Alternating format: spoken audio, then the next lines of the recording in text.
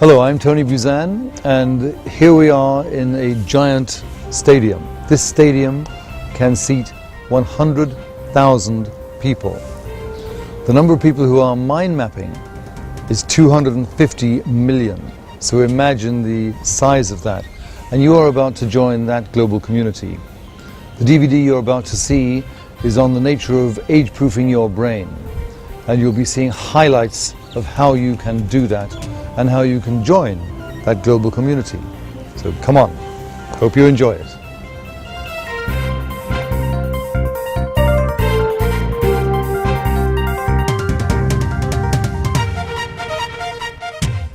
Next one, how many of you have heard of, this is 2006, same magazine, obviously Mind, 2006. How many of you have heard of the mirror neurons? Mirror neurons? Okay, nobody. Then this is more good news. Human see, human do. You see here a picture of a mum sticking out her tongue at the baby, and the baby sticking out the tongue back. The discovery, this is really fresh news, that within the brain there are giant chunks of them, ganglions, literally designed to mimic, to mirror actions, to mirror emotions, to empathize. They're called mirror neurons. How many of you like animals? Okay. How many of you, if you see an animal, say a puppy or a kitten playing, actually feel that? You feel that playfulness, feel the joy of whatever it's doing. It's your mirror neurons. How many of you, if you see an animal suffering, feel that suffering? Mirror neurons. So we're designed to do it.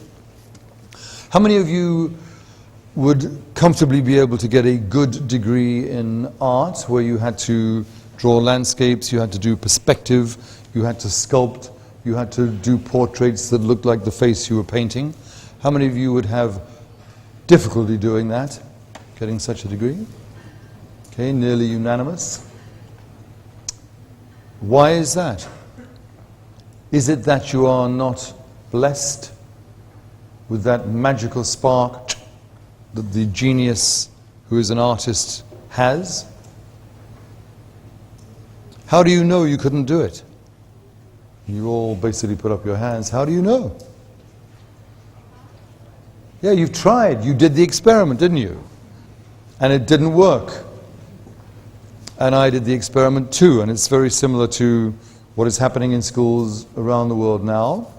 So another imagination game where in a kindergarten class, 5-year-old children, they have pads, drawing pads, they have colored pens, pencils, and the teacher comes in and says, "Children, we're going to do art."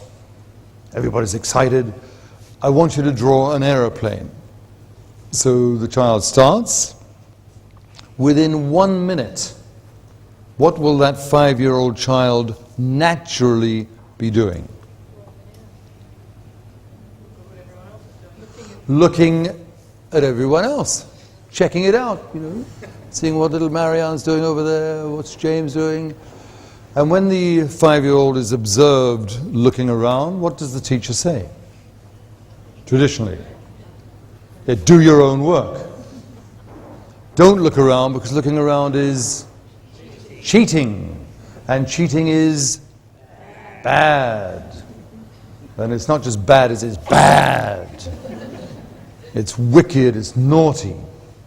Now if you think about the attitude, and we're going to increasingly talk about attitude towards that child, it's the same as if your mum and dad had waited for you to be 1 year, 3.5 months old, and you finally get it all together to say your first word. And you finally you go, "Mama." And they respond by saying, "You miserable little creep. We always knew you were going to be a cheat. Don't use our language, make up your own." I just want to ask you how many hours you were taught in your academic career in certain subjects. And I want you just to estimate the total.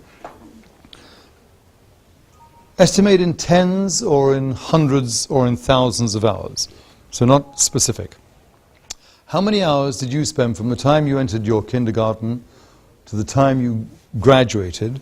How many hours did you spend on mathematics and number? Tens, hundreds, or thousands? Thousands and hundreds. How many hours on language and literature?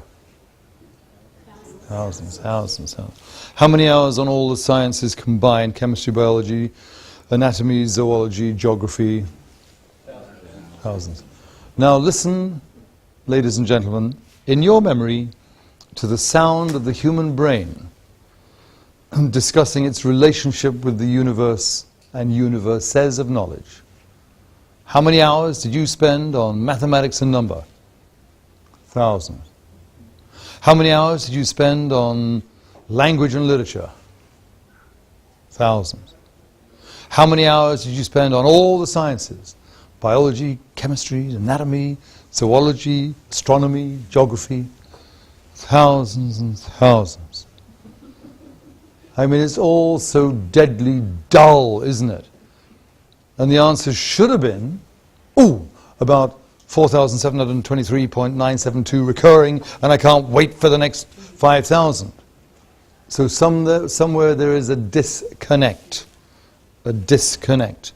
How many hours in your academic career, from child to adult, how many hours did you spend on the nature of memory as time goes on while your brain is assimilating information, what the curves are, and how you can ride those curves either to bury yourself or to surf forever? How many hours? Zero. Zip. How many hours on the nature of recall after learning, what the curves are there, and how those can be manipulated to your advantage or disadvantage, depending on whether you want to recall or not?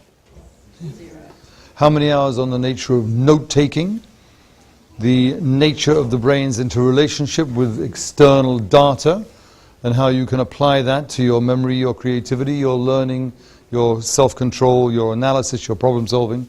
How many hours? How many hours on the nature of your brain cell and how the way in which you think actually changes the structure of that brain cell and predicts the way you're going to think next time? So I could go on for the rest of the evening and it would be 0, 0, zip, zip, zip, zip, zip, zip, zip.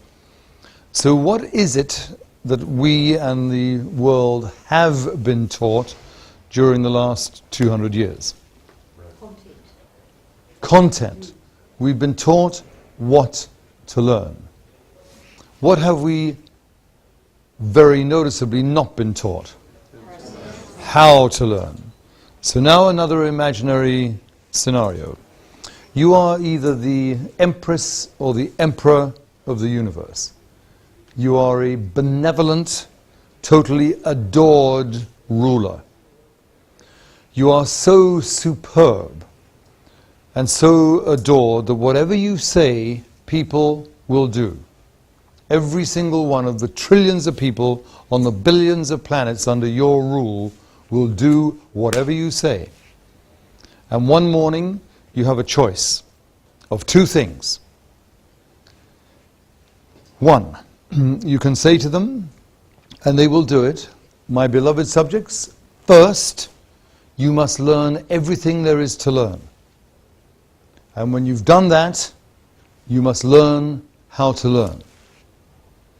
The second choice you have for saying is, my beloved subjects, today I command that first you learn how to learn, and when you've learned how to learn, you go and learn everything there is to learn. Which one would you, as a benevolent ruler, say? Number one or number two? I mean, as the Americans would say, it's a no-brainer, isn't it? It's a no-brainer. And yet, what have we globally been doing? Number one. And it's only because we've only been doing number one because we haven't known about number two. And it's only in this last kind of intelligence revolution age that we've begun to learn how to learn and how to teach how to learn and how the brain thinks. And that is the imperative. That is the goal. That is the vision. And the vision is quite simply global mental literacy.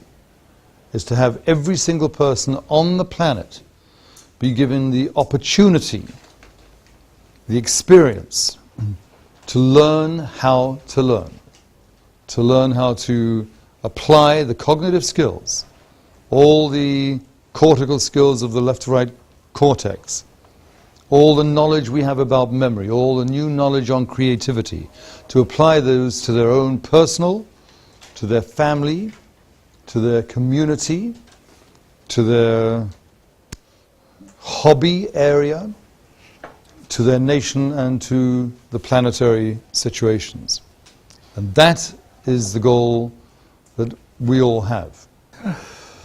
So to come full circle, we are all sitting here today because some number of decades ago, two little boys were sitting in a little school in Whitstable in Kent, and one was a real genius and the other was pretty good.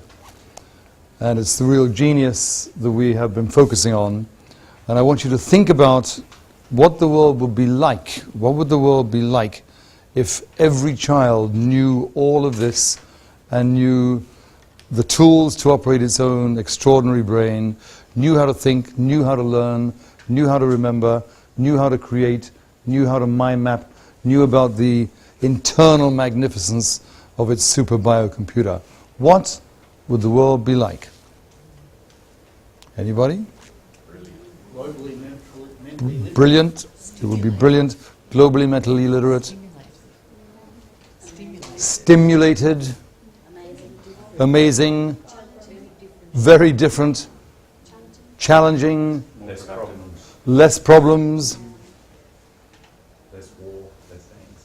Less war, less angst, more content, more creative, and that more communal, a community of human beings.